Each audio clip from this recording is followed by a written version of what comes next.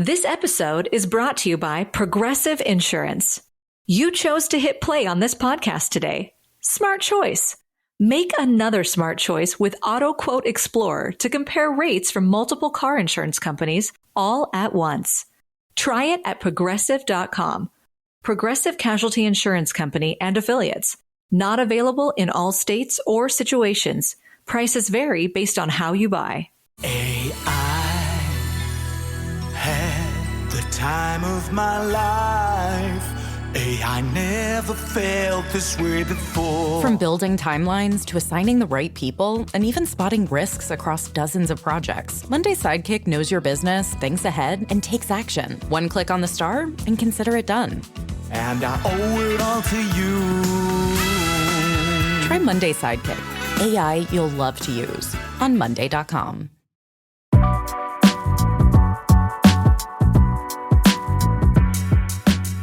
Welcome back to another episode of Investies. I'm your host, Linda Garcia, Texas State Representative and author of the book, Wealth Warrior.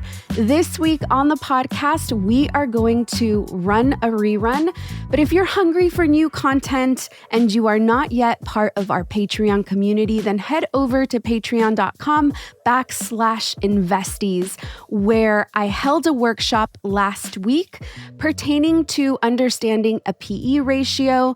This was mainly because we have so many conversations currently in the market about stocks being overvalued. PE ratio workshop is going to teach you how to understand PE ratios and determine for yourself whether a company is undervalued or overvalued. I also have a workshop that was presented last week as well pertaining to levels of support and resistance. Understanding levels of support and resistance can help you determine a really great entry point if you want to either build a new position or if you simply want to add to your existing position in your portfolio. Head over to patreon.com/investies, click on the exchange tier to access that content and so much more. Enjoy this week's episode. Without further ado, I'm going to go ahead and introduce my first guest for our panel. Judge Denise Hernandez is the presiding judge of County Court at Law 6 in Travis County and dedicated community organizer. She leads the Transformative Youth Justice Program, a court-led diversion incentive providing holistic support for young people impacted by the justice system. She is also a mentor, and she serves on the board of the Contemporary Austin and Advisory Committee of ATXPs. She's also known as the People's Judge. She continues to advocate for fair access and collective care in and out of the courtroom. Miss Denise Hernandez, can we give her a round of applause in? Our next panelist, Ms. Linda Garcia, is a financial educator, entrepreneur, and candidate for Texas House District 107. I got to sit in, and it was so exciting to be down. I mean, I've lived here for 5 years, and I've never been to Capitol. So that she took me there, and I was so excited. I was all giddy like a girl at their first day of school. So with 17 years in the TV and film industry shaping Hispanic programming, she founded In Luz We Trust to help individuals overcome financial trauma and build wealth. Her book, Wealth Warrior, 8 Steps for Communities of Color to Conquer the Stock Market, and her podcast, Investies, have made financial literacy accessible to many, recognized by Latino Leaders Magazine and featured in Forbes, Yahoo Finance, and Univision. Linda champions economic empowerment, equitability, educating, funding, healthcare access, and infrastructure development in Texas. Can we give her a round of applause, Ms. Linda Garcia? Okay, so we're going to get started. It could be for either one of you. So representation matters. And that's probably one of the number one questions I get asked as to what made me want to start all of this. In my opinion, there's still not enough, no matter whether it's here in Austin, in Dallas, people presume that because there's Latinos maybe in Houston or San Antonio or the Valley, that representation is still available and accessible to us. So growing up, did you see yourself reflected in the government roles or leadership roles? And what inspired you to step into public service? Yeah, okay. Thank you for having us. I also want to start by saying that this isn't the first time that Linda and I have shared a platform together. We both spoke on a stage at We All Grow in California back in 2018, way before we even thought about public office. And so it really is an honor to be here with you. We've followed each other's journeys for a bit now, and so it's a really sweet moment. Feels really 360. I did not grow up seeing people like me in public service, and that's intersectional, both in Latina representation, but also queer Latinas. And I think a lot of what even drove me to want to be in public service was my own life experience. My parents were migrant farm workers, and they both dropped out of school. My dad dropped out in 8th grade, my mom in like 9th grade. And so, we struggled a lot growing up. And, I'm the first person in my family to graduate high school and then go to college. And I realized that it was in community that my parents found resilience, right? Whether it was within each other or with our familia. But leaning into community is where they found resilience and strength. And I knew that I wanted to help people like my family. Which is what led me to nonprofit work, which is a form of public service, and then eventually led me to working as a prosecutor for a couple of years, helping survivors of domestic violence and child abuse, and which is eventually what led me to wanting to run to be a judge, realizing that we need voice, lived experience in these decision-making roles. And by lived experience, I mean people who have struggled and have built solutions from that struggle. I'm a big believer, if you grew up poor, you're probably the most innovative person in the world. And then imagine with resources what type of innovation you can create. And I've learned that when you grow up and struggle, you become a phenomenal leader because you have a compassion that you can't fake. It's rooted in pain, but in that pain, you create a lot of healing along the way. And so even though I didn't see that representation growing up, I had little glimmers of mentors in my life, right? People who went off to law school, the first in their family. I was like, oh, they look like me, right? And then, just seeing little moments of representation throughout my life that gave hope. They were like seeds that eventually planted to this moment right now. And so I think we have a lot more representation, which is great, but not all representation is aligned representation.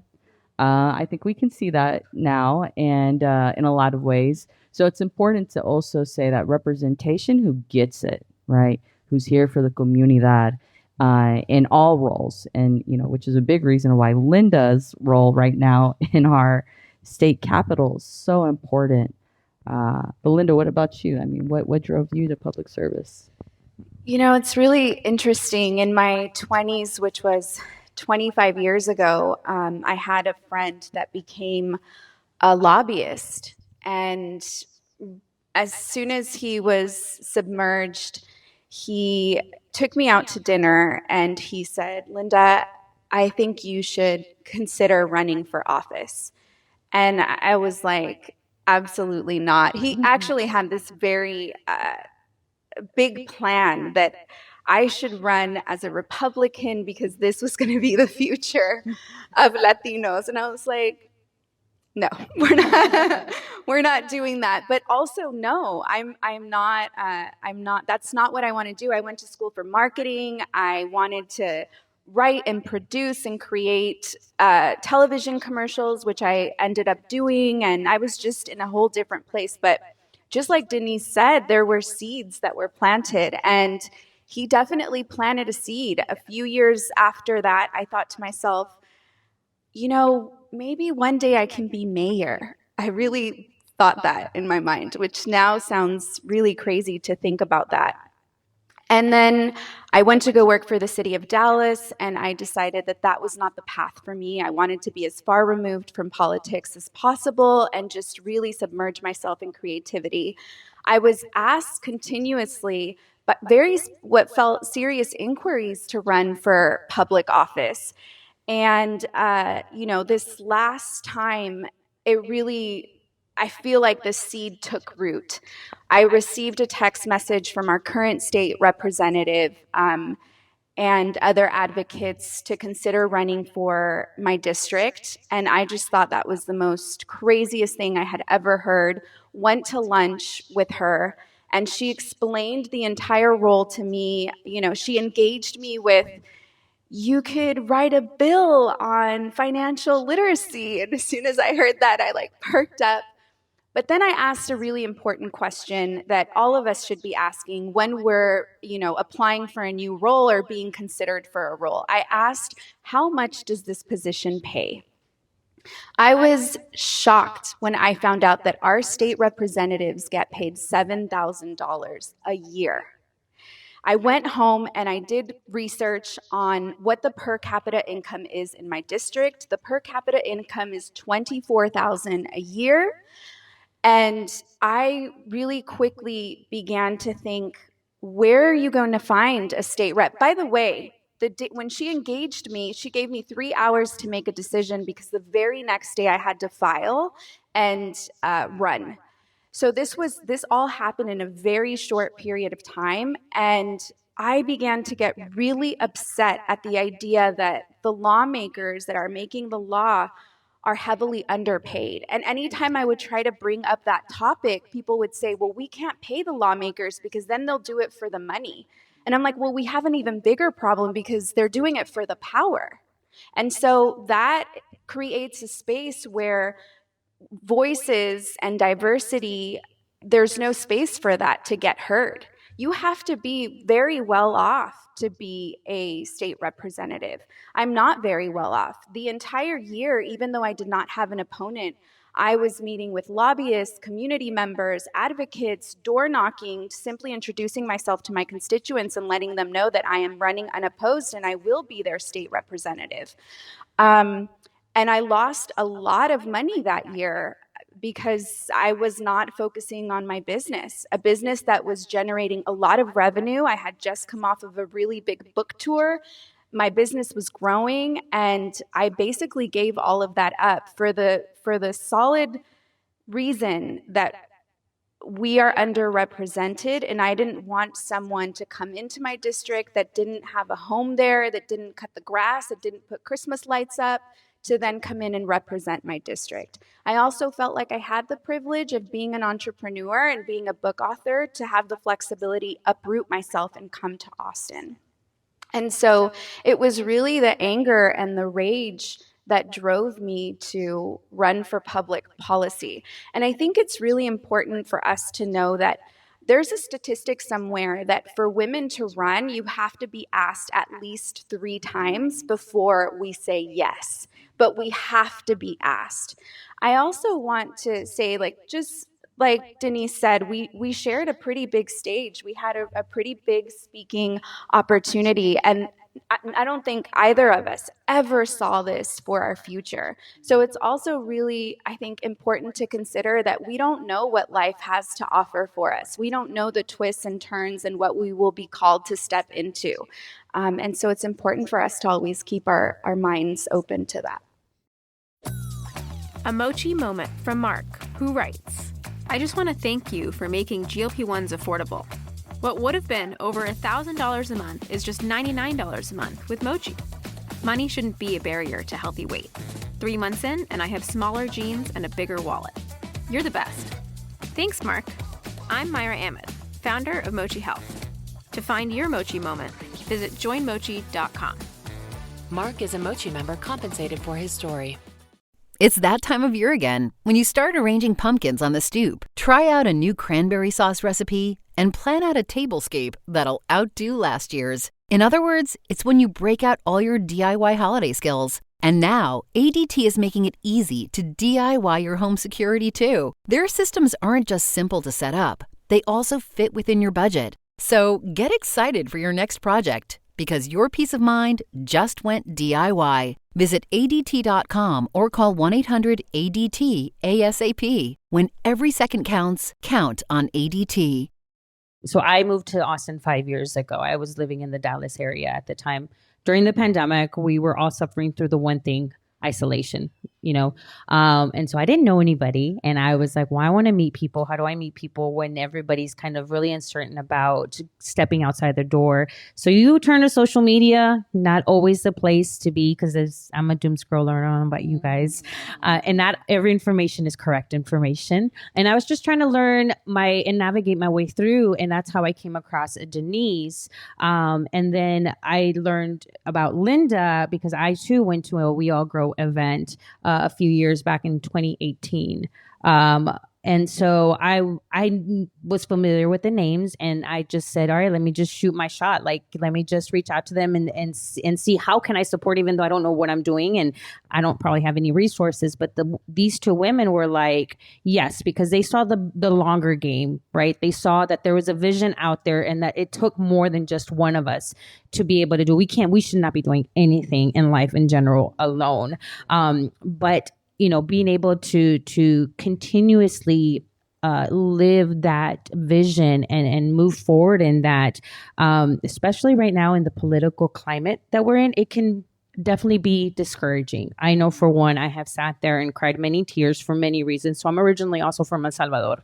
And so I migrated to here at a really young child. So I was seeing a lot of the things happening unfold in my life all over again. I've been through all of this before. All the things you see on social media, I lived it. Only back then, all you had was newspaper and television. That tells you how I just aged myself there.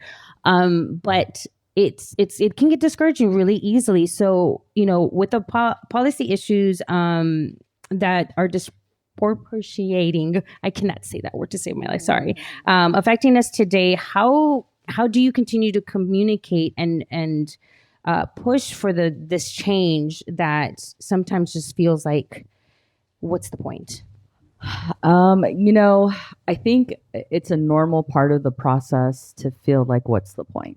I do think it can't always be up, right? I'm a big believer that nature is a great representative of what life is. I don't know if anyone's read Emergent Strategy by Adrienne Marie Brown. Highly recommend. Amazing book. But talks about how we can look to nature for guidance and how we should live life. We're also not apart from nature. We are a part of nature. So let's look to nature for guidance, right? What is natural? We have up and down. We have full moon. We have no moon. We have the waves that, come to shore and come out of shore. We have a natural up and down movement, even with our breath. So with movements, we have the same. We have moments where we have wins, and then we have moments where we have fights. The goal is to never fall, I think, so consumed by the low moments that we don't remember that we can have high wins. And I think the way that we do that is that we still try to find joy in the chaos. And I know right now we're in a state of chaos, consistent chaos. Every day, something new, something chaotic. It's like, oh my gosh, how do you, even me, like I'll wake up some mornings, I'm like, God dang it, the freaking world. And then I meditate.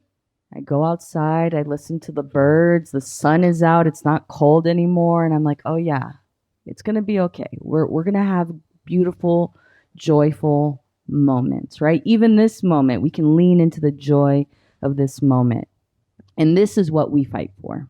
To be able to have space like this, to be able to be in community without fear, to be able to be yourself in all your representation and no fear, right? That's what this country is about. It's about being yourself. It's about full expression without fear of being torn down for that, right? And so this is what we fight for, these small moments.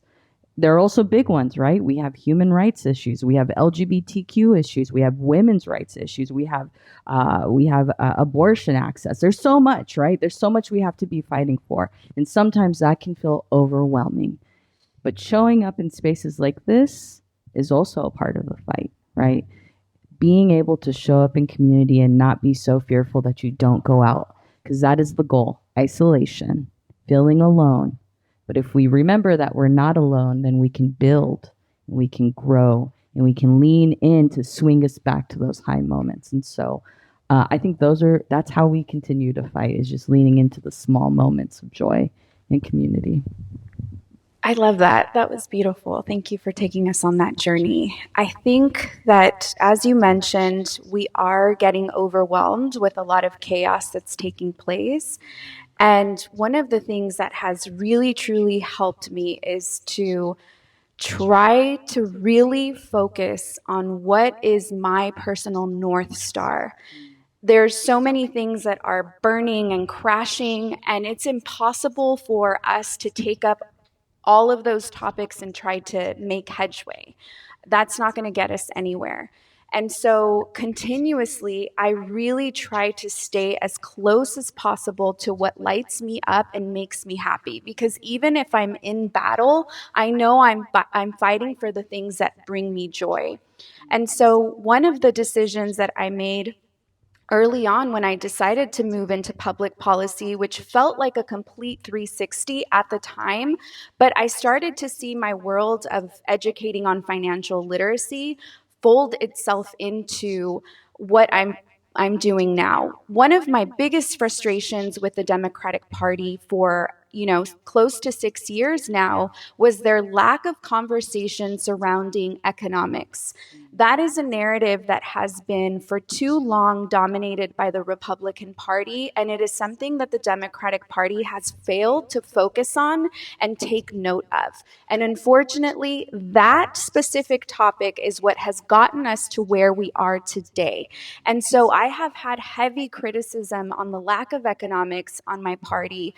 And I would always talk about, I wish that one day I could impact economic policy on a federal level. One of the folks that I look up to a lot is Fed Chair Jerome Powell. He currently is the chairman of the Federal Reserve. So he's the one that determines if our interest rates go up or down. He's sort of the one that is helping us navigate inflation, which in my opinion, he's done a really great job of it. And so as I was watching him navigate the space, this internal desire of wanting to do that and be a representation for lower income communities that are impacted by inflation began to grow. And that, along with the low pay and the inaccessibility for folks like us, was obviously one of the reasons I chose to do that. But as I moved closer into the space, I told myself, I want to make sure that I stay as close as possible to my North Star. And so, I really wanted to be strategic and try to get the committees that I am most closely aligned to, which when you become a state representative, there are committees that you get to sit on, where that is where you get to impact policy that is coming in. I wanted a smaller learning curve, and it's not normal for a freshman to come in and get the committees that they want to get. It worked out in the way that it did, and I was able to join pensions, investments, and financial services, and also DOGE, which sounds like a really scary, triggering word right now. This is where technology is going to move through, and this is also where we need an advocate for our side of the party as well. It's very important. And so I am trying and working really hard to make sure that I am not overwhelmed by all of the other things that are taking place in my life and staying as close as possible as I can to my North Star.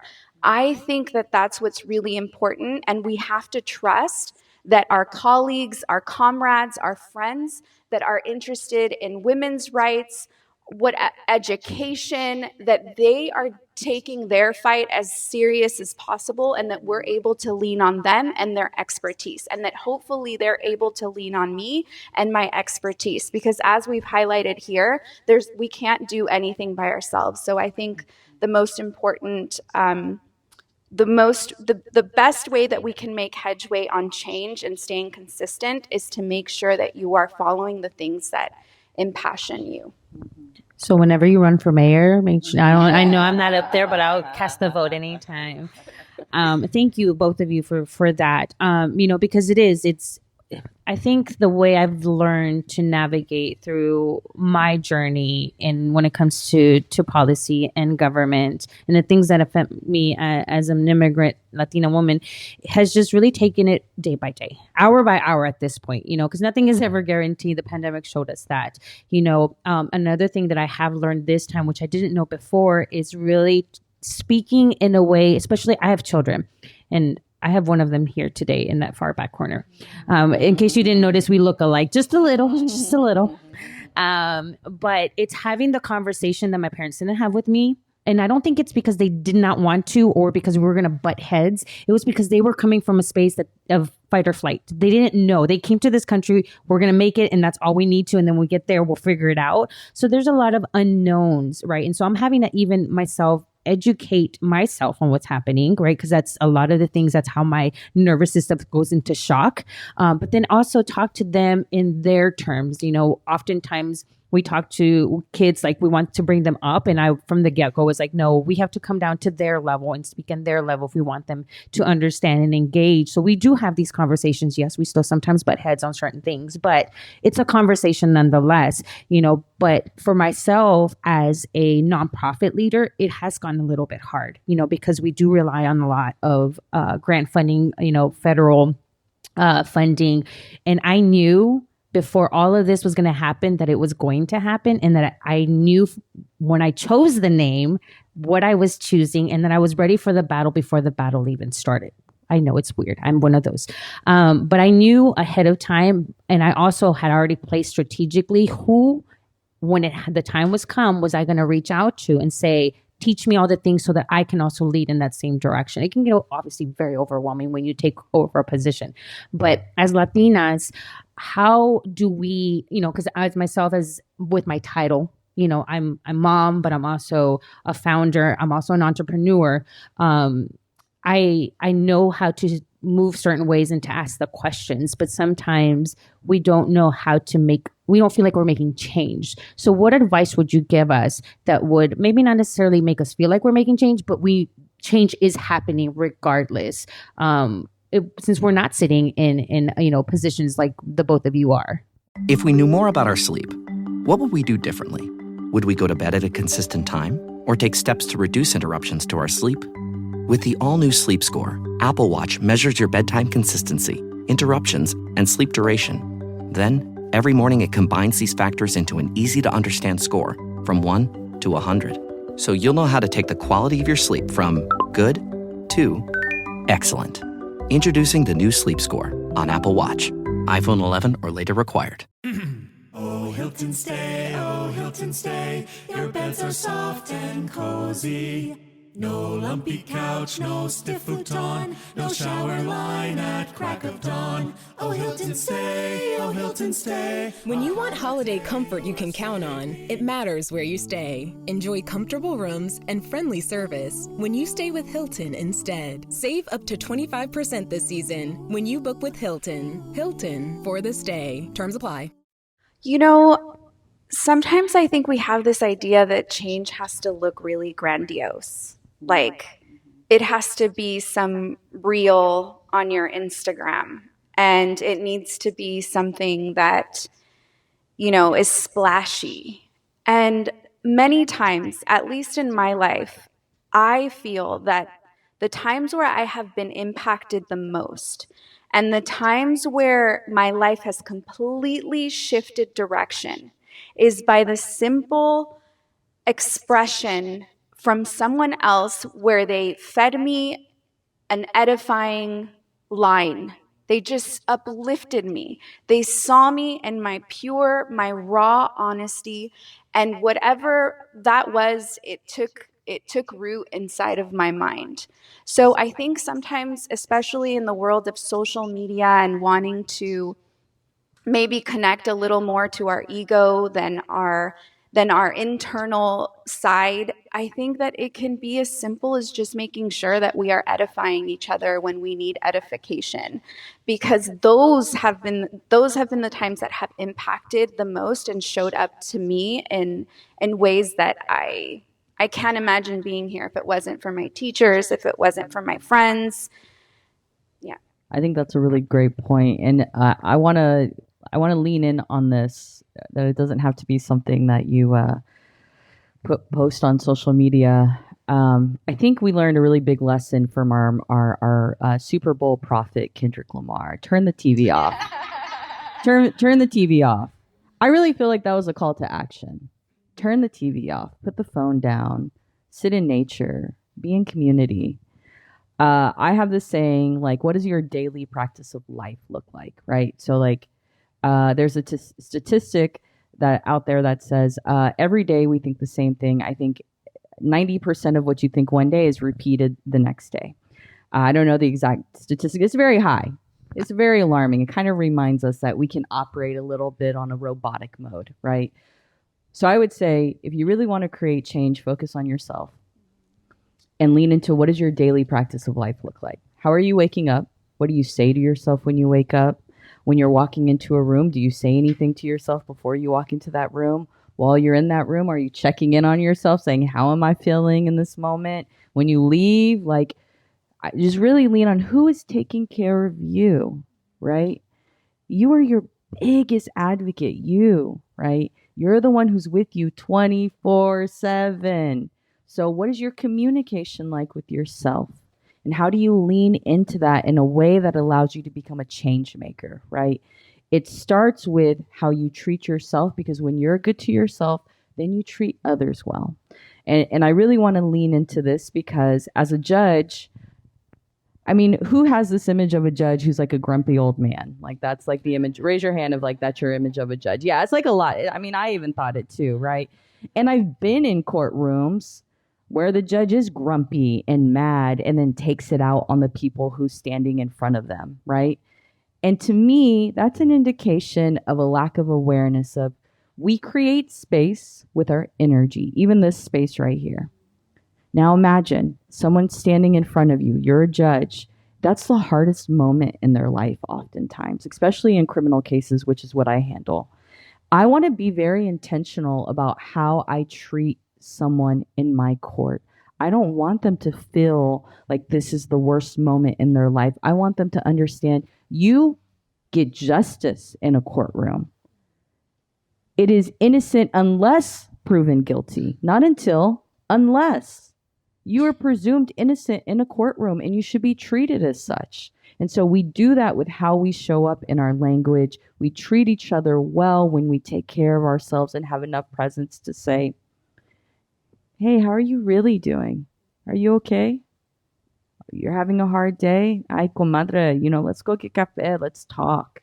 When we lean into those small moments of change, it trickles out into the world in a really beautiful, beautiful way that I think is really like, we can all do a little bit at a time. We all are carrying so much in the world, but that's one thing you can do every day that I guarantee you will make our world a better place.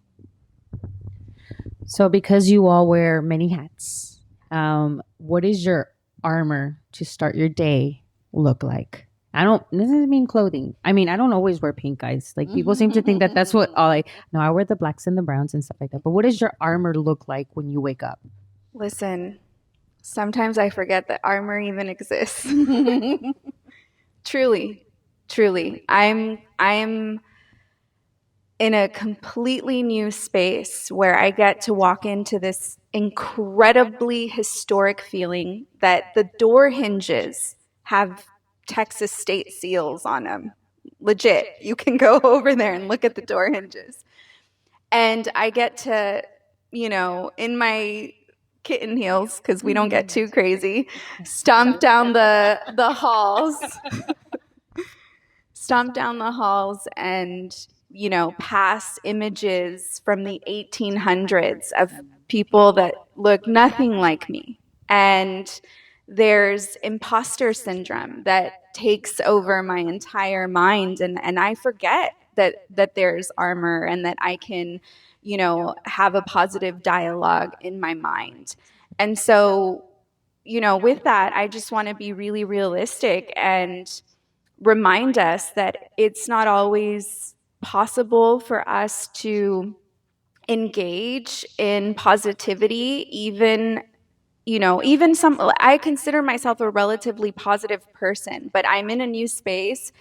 And I honestly have to say that, for example, this last week was extremely challenging for me. And I walk into my office and I want to start crying. And my chief of staff is like, no. Like, you did good.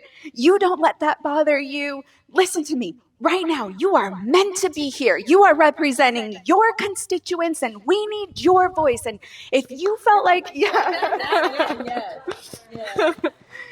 if you felt like you got emotional, we're women. We get emotional. And there's nothing wrong with that. And that's what we need to see.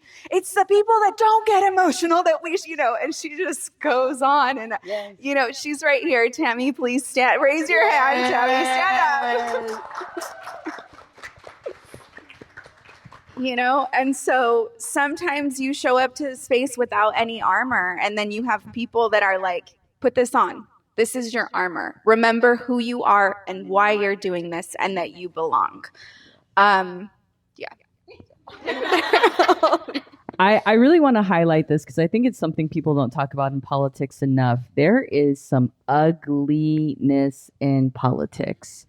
I grew up in the hood, and so when you had a problem with someone, you were direct, right? You were like straight up. Catch me outside. Yeah, you got a problem? Let's talk about it, right?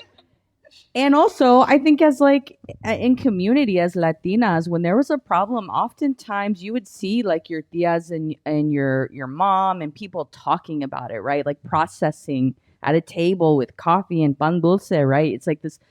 And actually, like when you go to therapy, what do you have to do? You have to talk about it, right? Like it's so when you recognize, then you go into a political space where it's indirect, it's passive aggressive. You never know who really is your homie or not, right? And then it's like, wow, this is a really unhealthy way to exist. And then this is literally our political system. What the F? It actually makes a lot of sense when you see the chaos, because the way community is held in political space is concerning. Shout out, yes, the people without emotions should be concerned about, because we're humans, we're not robots, right? The emotions are important. They give us direction. They allow us to know this is safe, this is unsafe, this is not hitting right, this feels unjust. All those things are important.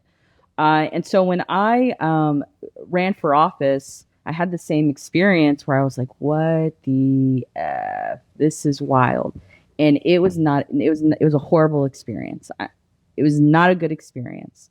And I was like, I don't know if I can do this. This is too much. This is so unhealthy, right? And we're in a time where I feel like a lot of people are really getting into their inner child.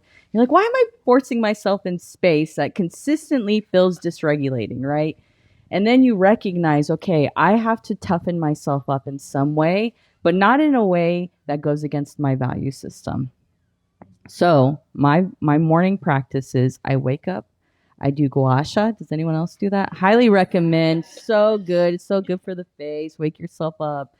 But then I meditate. I do some qigong. I lean into sun salutations. I thank my ancestors. I thank my family. I send out blessings. I sit in nature, and I'm reminded this is what it's about.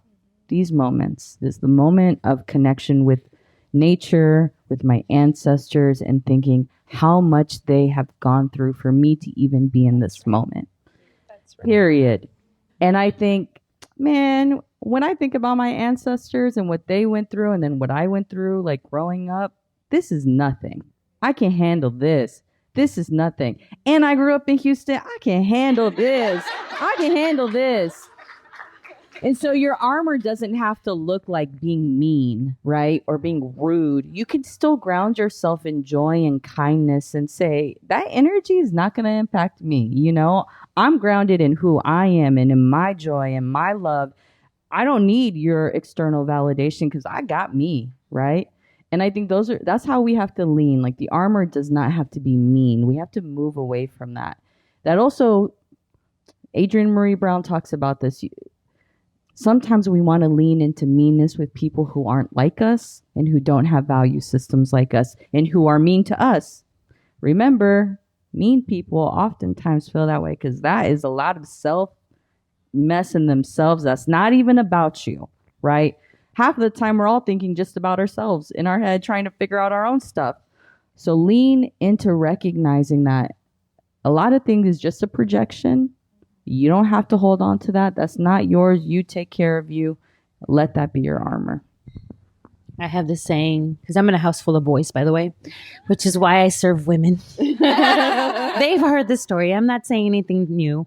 And I oftentimes when they have, and they're teenagers, by the way, 16 and 14. And I'm like, excuse me, sir, we breathe the same air. So I'm going to go over there because I don't want to breathe in whatever you got going on here. So, and the same sometimes mentally, I don't say it out loud, but with other people, I'm like, oh, you're having a bad day. Guess what? I am too, but I'm going to remove myself from here. You both have been servants. Almost, I would feel like without knowing you were. So you've created this path. You are now building a brand new path as well. How can we support you all to continue pouring into you like you've poured into us? I went completely off script, by the way. That's not even on the questions I had sent them. How can we support you all? So, I've been thinking about this a lot, actually, because it feels like, especially in politics, we can spring into action every 4 years or every 2 years, depending when we have to get to, the ballots. And a lot of my cousins we're very concerned with these last elections, extremely concerned. And I had been asking them, hey, I'm having a block walk if you want to come and volunteer, and radio silence. And I get it. It's Saturday. No one wants, and they live on the other side of town. No one wants to drive far away on a Saturday morning. And they're probably like, prima gazze. Like, she don't need us, And then when shit is going down, they're like, firing off in the family chat. And I'm just like, listen, the way I see this now that I'm on this other side is voting is only 25% of the work. It's minimal. That's the bare minimum you can do is get yourself up off the couch and into a ballot booth.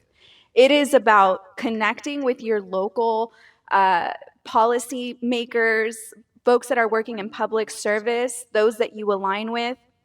It's volunteering, it's block walking, it's making phone calls, it's bringing food to the volunteers.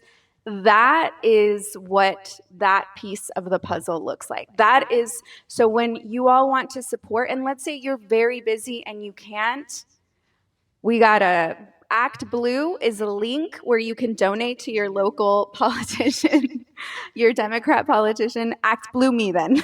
I'll take some Act Blue. And so I feel like that is the best way, at least from this space and where I'm at, to help support. Now, right now, we're not going through an election, right? That's kind of off the table. And so right now, it's really important for you to activate and start making phone calls. When I would hear, folks say, call your local representatives, I mean, my eyes would probably roll so far. Like, how is that really going to make a difference is what I would think. But now that I'm on this side, let me tell you, I have a team over there. Let them tell you how much the phone is ringing and what that means to the office. It does make impact. It is very helpful to hear from your constituents, especially if there's things that you don't agree with, for us to start making those phone calls and let them know how you feel, because they are getting the voicemails, they're getting the messages. And so I think it's important for us to engage in that way. So I think that's the type of support. Act Blue. Let me just repoint that for over here. That's important. It's important. I am about to run my second term so I've been on the bench now for 3 years, and I'm about to run for my next term. I will officially announce in the summer of this year, which is exciting. So if you're interested in supporting, just go follow me on Instagram. Denise Creates Change. That's it. Denise Creates Change. I have a newsletter that I'm working on right now. I'm really focused on kind of pouring a lot of what I'm sharing here, like, into a newsletter. Like, how can we connect and make a difference in ways that are easy and a way to create impact in our community, because I think we're all activated and ready and realize that it takes all of us. So, follow me on Instagram, sign up for the newsletter, stay updated. I typically like to share a lot of things that are going to uplift your soul. So I think it'll be mutual. Please feel free to share, the cool memes you find. I'll share the cool memes I find. And I think that's a good way to start supporting. Well, you all have, again, I do this all the time. I always sit here and then I forget that I'm up here and I'm like, yes, tell me more. And I'm like, wait, that's the next question, because we're also on a little time challenge here. But ladies, I cannot say thank you enough. And I like I said, I'm gonna try not to. I'm holding it off on the chillona pero chingona face is what I say, because I think we all deserve that, right? Thank you all so much for spending your Saturday. You could have been anywhere. Well, probably at home because you're avoiding South by traffic. But you're here with us. And to me and to all of us, I'm pretty sure we can all say that we're so grateful for the work that you all do day in and day out, but not just in your perspective roles, but just being humans and taking up space and allowing us to take space and reminding us what that is. It goes a long way. So we all have to remember that we are somebody's ancestor at the end of the day too. So what we're doing today makes an impact in the future, whether we see it or not. So thank you all so much for being here. Thank you for listening to this week's episode of Investies. I'm your host, Linda Garcia. Investies is a Cosmic Standard production. A very special thank you to the team, Asia Simpson, Eliza Smith, and Jacob Winnick.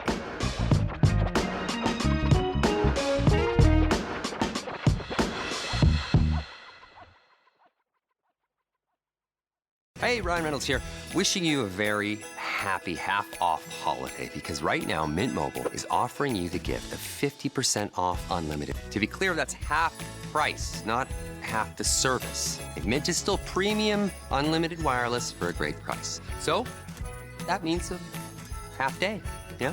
Give it a try at mintmobile.com/switch. Upfront payment of $45 for 3-month plan, equivalent to $15 per month required. New customer offer for first 3 months only. Speeds slow after 35 gigabytes if network's busy. Taxes and fees extra. See mintmobile.com.